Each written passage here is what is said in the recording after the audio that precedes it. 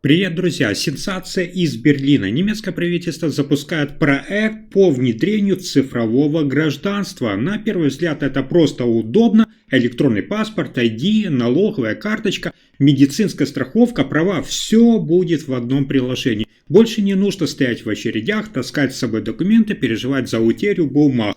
Круто? Да. Но все ли так просто? Эксперты бьют тревогу. За этой цифровой революцией могут скрываться совсем иные цели, о которых официальные лица предпочитают не говорить. Цифровой ID – это не просто паспорт, это ключ ко всему. От доступа к банковским счетам до голосования и социальных льгот. Один клик и вас могут уже отключить от системы. Причина – безопасность или нарушение условий, кто решает, не всегда ясно. Оппозиция уже требует публичного разбирательства, мы не должны превращаться в цифровую автократию, заявляют оппозиционные депутаты. Некоторые даже сравнивают проект с моделями, действующими в авторитарных странах, где государство знает о гражданах абсолютно все. А как быть с правом на частную жизнь? Где граница между удобством и тотальным контролем? Особую тревогу вызывает и скорость реализации. Проект проходит без широкой огласки, но по внутренним документам видно, тестирование уже идет в нескольких регионах.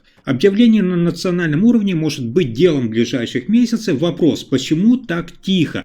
И тут появляется новая деталь. Некоторые наблюдатели указывают на связь между цифровым гражданством и глобальной реформой Бундесбанка. Мол, цифровой ID – это лишь один из кирпичиков более масштабной конструкции по переформатированию финансовой и социальной модели страны. Как вы считаете, это совпадение или часть продуманного плана? Но пока в Берлине обсуждают цифровой паспорт, в тенях разгорается финансовый скандал, способный изменить всю экономическую политику Германии. Бундесбанк, главный финансовый институт страны, оказался в эпицентре громких утечек и резонансных разоблачений. Анонимные источники утверждают, что часть внутренних документов, касающихся золотовалютных резервов, неожиданно попала в руки журналистов. Как? Кто? Почему? Эти документы не просто цифры, там протоколы, намекающие на пересмотр политики резервов, возможный выход из некоторых инструментов ЕС и даже, внимание, обсуждение частичного возврата золота, хранящегося за рубежом.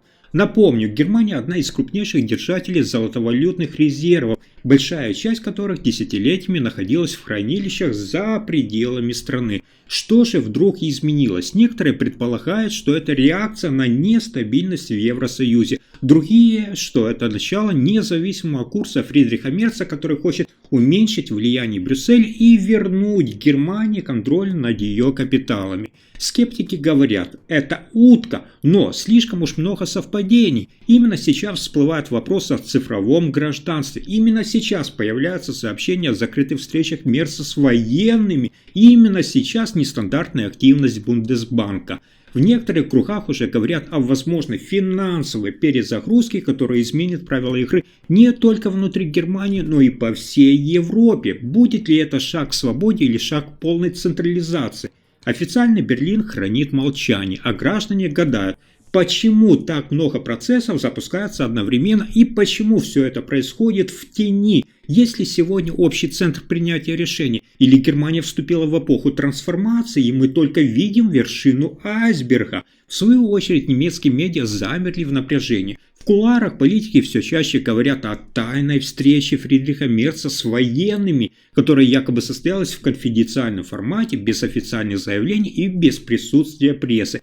Простой визит или нечто большее? Инсайдеры намекают, обсуждалась модернизация армии по новому сценарию, не в рамках стратегии НАТО, а на базе национального оборонного суверенитета.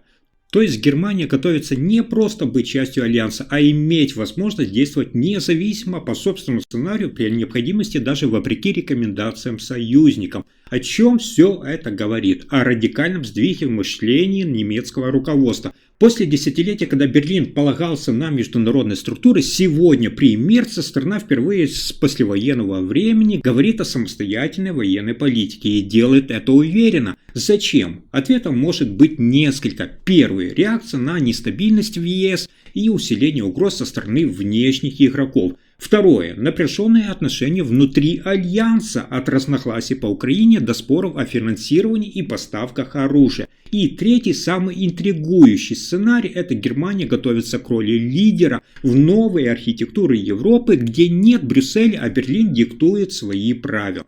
Показательно, что одновременно с этими слухами появляются данные о переговорах Германии с рядом соседних стран, не входящих в НАТО, по вопросам двухсторонней безопасности. Это сигнал, который многие не заметили, но который может стать поворотным моментом. Мерц пока не подтверждает детали встречи, но его заявление на одном из закрытых форумов, процитированное журналистами, прозвучало как манифест. Наша армия должна быть способна действовать быстро, независимо и без оглядки.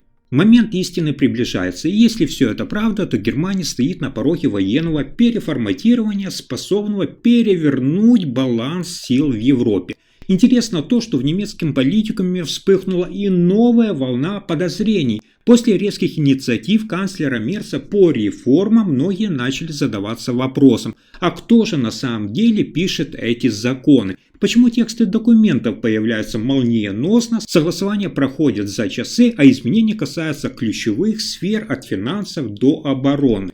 Некоторые депутаты Бундестага в приватных беседах называют происходящее теневой законотворческой фабрикой. По их словам, документы, которые они получают, часто не сопровождаются авторами, и внутри самих министерств сотрудники не всегда знают, откуда пришел текст. Одни считают, что Мерц создал закрытый аналитический центр, куда входят бывшие чиновники, бизнесмены и военные. Другие утверждают, что теневой парламент – структура, действующая вне официальной политической системы. Слухи, возможно, но совпадения слишком наглядны. Законопроекты появляются как по волшебству, и все они, как по нотам, поддерживают линию Фридриха Мерца. Национальный суверенитет, контроль над миграцией, цифровизация, реформа института и пересмотр отношений с Европейским Союзом. Некоторые эксперты утверждают, что это новая политическая модель, где публичная власть лишь озвучивает решения, принятые в параллельной системе аналитиков и консультантов. Такой подход вдохновляет сторонников: скорость, эффективность, результат. Но настораживает оппонентам: где прозрачность, где общественное обсуждение? Критики опасаются, если страна движется к реформам без дискуссий и с закрытыми источниками решений, это уже не демократия, а технократический режим, где формально все законно, но фактически решения принимаются в закрытом круге. Что же говорит сам Мерц? Он избегает прямых ответов, но в интервью заявил: стране нужен мозговой центр, способный опережать вызовы. Я его создаю. Так кто на самом деле пишет законы, и не вырастает ли этот закрытый круг в нечто большее, новую форму власти, рождающуюся прямо на наших глазах? Мы с вами сейчас видим, что то, что еще недавно казалось невозможным, сегодня становится темой публичных дискуссий. Все чаще звучит вопрос, а не формирует ли Фридрих Мерц свой собственный новый порядок в Германии и в Европе в целом? События, решения и заявления складываются в единую картинку, и она тревожит тех, кто привык к старой модели Евросоюза. Все началось с экономических инициатив, затем реформа армии, потом конфликты с евробюрократами, новый закон об информации и, наконец, жесткие шаги в области миграции. Сегодня же обсуждается не просто курс Фридриха Мерца, а целая система власти, где Германия выступает не как часть Европы, а как самостоятельный политический центр. Политологи осторожно называют это моделью Берлина, то есть форматом, при котором страна перестает оглядываться на Брюссель, Вашингтон, а начинает выстраивать внутреннюю и внешнюю политику по своему сценарию. Мерц – это человек из бизнеса, прагматик, стратег, и, как отмечают эксперты, он действует не хаотично, а методично. Первый год – чистка старой элиты, второй – закладка фундамента нового курса. Что это, амбициозная реформа или подготовка к новой политической эпохе, где Германия станет не просто лидером, а архитектурным центром новой Европы без наднационального диктата? Никаких громких лозунгов, только действия. Мерц не говорит прямо, но его шаги говорят сами за себя. И судя по реакции других стран Европейского Союза, не все готовы к новой реальности, где Берлин задает тон, а не подстраиваться под директивы. Означает ли это конец старой Европы? Не буквально, но символически вполне возможно. Если план Фридриха Мерца реализуется полностью, мы станем свидетелями одной из самых тихих, но масштабных трансформаций Европы за десятилетие. Если вам понравился мой рассказ, поддержите лайками, подпиской. Спасибо за просмотр.